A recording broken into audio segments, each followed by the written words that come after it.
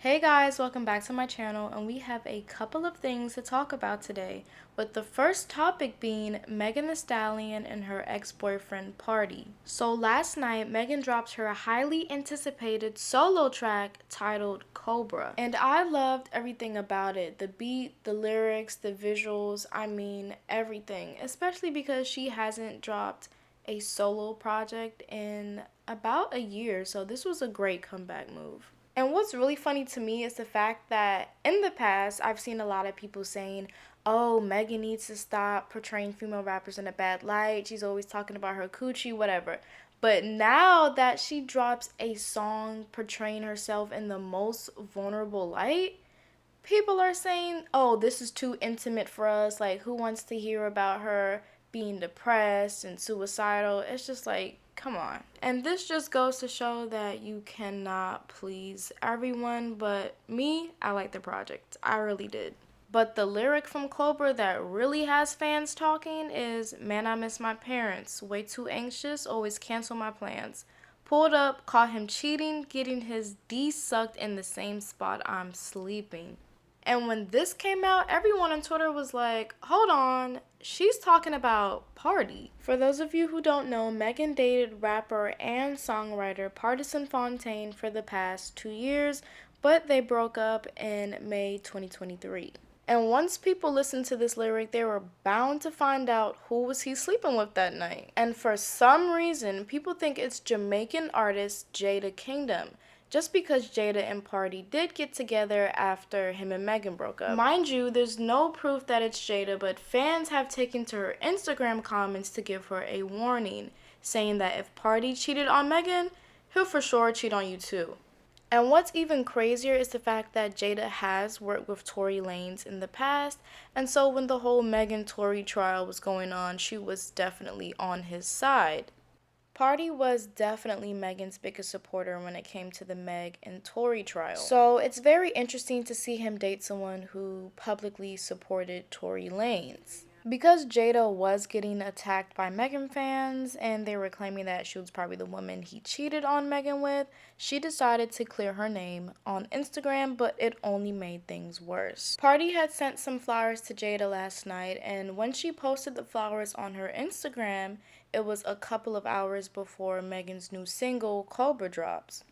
Of course, fans thought she was being shady, so she said, so I guess I knew the lyrics before it dropped, right? And I decided to post my flowers 8 hours before as a hint, hint, it's me, guys. Huh? Why? The internet is a special place. I know it's gonna drive y'all crazy to not have someone specific to terrorize for y'all president, but it wasn't me. She then goes on to explain that she has houses, and there's also the options of Airbnbs, hotels, motels. So sleeping in another woman's bed with someone else's man, that's not her. Even though Jada thought she was doing some damage control with this statement, a lot of Megan fans were like, no, you're doing way too much and saying way too much for this stuff not to be true. And calling Megan y'all's president seemed a little personal. Jada eventually took down the post a couple of hours after it was posted, but fans are still at her neck. And you know, Megan is not the person to just say something outright. She is a true artist and puts everything in her music. So we're just gonna have to wait and see if she speaks about this situation anytime soon. And I also wonder if Jada Kingdom will speak on this in her music as well. But for now, let's move on to the next topic of TikTok food critic Keith Lee. So Keith Lee, who has about 15 million followers on TikTok, decided to visit Atlanta and see what the food scene over there was looking like. And his influence is so undeniable. He's had the opportunity to review certain, let's say, mom and pop shops who are on the verge of closing down, give them a great review, and then have their lines out the door for months to come. So that's just a little bit of what he does. He is very popular. And unlike some food influencers who get paid for their reviews and opinions, he pays for his own meals and even sends in his family members to pick up orders so that he's not recognized and doesn't get any celebrity treatment. As you can imagine, there was a lot of excitement when Keith Lee announced that he was going to visit Atlanta for his upcoming food tour. And while he was there, he did have the opportunity to bless a lot of small black owned businesses, but it seemed like everyone was stuck on the fact that there were a lot of cons on this tour versus pros.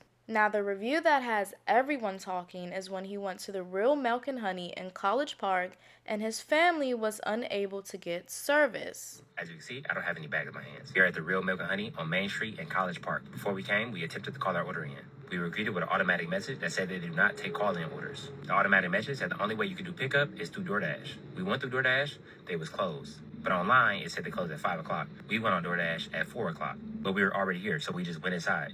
I stayed in the car, and my family went in, and they told them they were closed early for deep cleaning. Yet, the door is wide open, and it's people still going in and grabbing their orders. Now, we have no idea if those people ordered beforehand or what the case is. Also, the people who relayed this message, my family said were really nice. It's just the rules. And so far, being in Atlanta, I found some places do have unique rules, and this is one of them. I want to be very clear, we're not blaming one person or saying one person was rude. In plain terms, don't call this restaurant trying to get nobody fired. Ain't nobody do nothing. This is just the rules they had. If you don't like their rules not for you. And for me and my family, the rules just went for us. We just not their target audience. For the record, afterwards, I did walk in and they did recognize me and they attended the services, but I respectfully declined. I'm a normal person. I pay for my food like everybody else. I walk in spots like everybody else. We are all normal people. Respectfully, if you're not going to do it then, don't do it now. God bless you. And it's such a shame that this black business was not able to thrive in the way it should have because they didn't want to serve him until he actually came in, stood next to his wife and kids, and recognized who he was. And it shouldn't take an influencer walking in for you to want to provide good service because majority of your everyday customers are regular people. And feel free to pause this video and take a look at the Real Milk and Honey's weird rules that they have. And to make matters even worse, the owner made a TikTok of him and his daughters reacting to Keith Lee visiting the restaurant. And his daughter was like, "Oh, Dad, you don't know who Keith Lee is?" And he's like, "Nope, never heard of him." And then the owner went on the radio to say that customer service is not the same thing as food quality. Duh, it's not, but both of them should go hand in hand because how can you truly enjoy your food? And when you go out to eat, it's supposed to be a whole experience. So how are you supposed to enjoy your food if you're in a place that makes you feel unwanted? Even though you're spending your hard-earned money, it just doesn't make sense that he will say that. But eventually, the Real Milk and Honey did come out with an official statement, and they also said that they're going to change their house rules, so we'll see how that does. He then decided to stop by the Old Lady Gang restaurant owned by Candy Burris, but he was met with a similar situation. So as usual, Keith Lee sent his family into the restaurant, and they were told that there was no carryout on the weekends, and it would be more than an hour wait to be seated. And of course, once he goes in the restaurant to see what's going on and people start recognizing him, the employees tell him that he could be seated right away. And he decided to decline the service because he's big on not wanting that celebrity treatment and just wanting to give his full unbiased opinion about the food. Candy did put out a statement and she said that it's very unfortunate that they couldn't serve him and his family. On the weekends, the Old Lady Gang gets a lot of community support and a lot of support from people from out of town. So they didn't want to overwhelm their kitchen staff by having to-go orders on the weekends.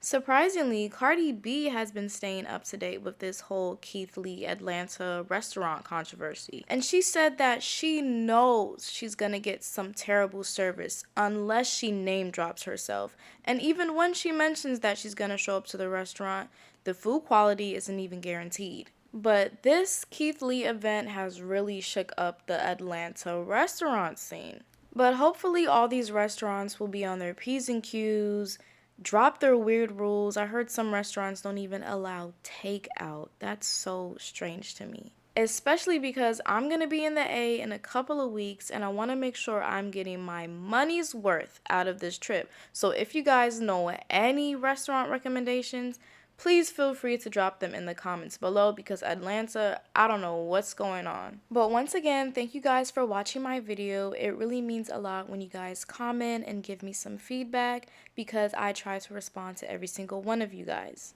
But yeah, let me know how you feel about the situations mentioned. Be sure to like and subscribe and I will see you guys in the next vid.